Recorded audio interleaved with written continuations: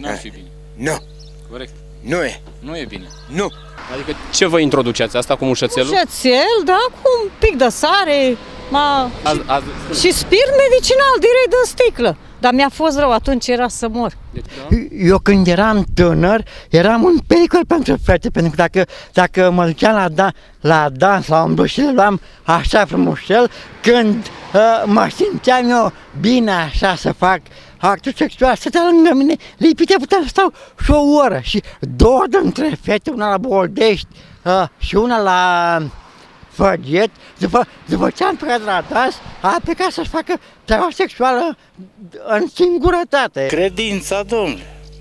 Da. Cum poți să te duci tu la Sfânta Biserică sau să te rogi la Domnul Iisus Hristos dacă tu faci asemenea escroherii, că nu scrie în Sfânta Biblie, nu scrie așa ceva. Să fac